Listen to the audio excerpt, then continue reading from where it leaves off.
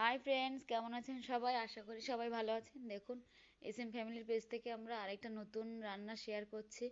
রান্নাটা ভালো লাগলে প্লিজ সবাই লাইক কমেন্ট শেয়ার করবেন আর পেজটা ফলো করবেন। দেখুন, এখন তো পেঁয়াজকলির সিজন। এবার পেঁয়াজকলিটা আমরা দেখুন একটু লম্বা লম্বা করে কেটে নিয়েছি।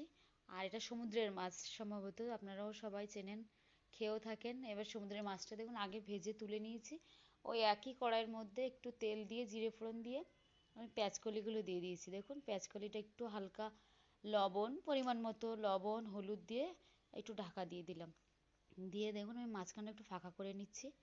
বাটাটার মধ্যে আছে জিরে বাটা, গোলমরিচ বাটা, কাঁচা লঙ্কা বাটা আর আদা রসুন বাটা। একটু তেল দিয়েছি, মাঝখানে একটু তেল দেবো, দিয়ে আমি আদা আর রসুন বাটাটা দিয়ে একটু ভালো করে একটু কষিয়ে নিয়ে একসঙ্গে মিক্স করে আমি পেঁয়াজকলিটা ভেজে নেবো আর একটু। এই যে দেখুন, আর ওই প্লেটটা ধুয়ে আমি অল্প একটু জল দেব, মশলাটা গায়ে গায়ে লেগে যাচ্ছে। দেখুন আমি জিরে মরিচ বাটাটা আর কাঁচা লঙ্কা বাটাটাও দিয়ে দিয়েছি। এটা অনেকভাবেই খাওয়া যায়, আমি একটু এইভাবে করে দেখলাম, বেশ ভালোই লেগেছিল, আমরা খেয়েছিলাম, সবাই বলেছিল খুব ভালো হয়েছে।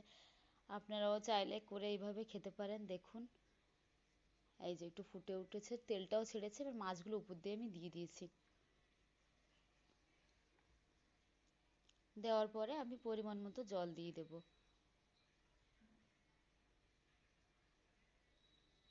এই যে দেখুন, অনেকে অনেকভাবেই খান, কে কিভাবে খান আমাদের পেজটা প্লিজ ফলো করবেন আর কমেন্ট করে জানাবেন কিভাবে খান আপনারা। এই যে দেখুন ঝোল দিয়ে দিয়েছি।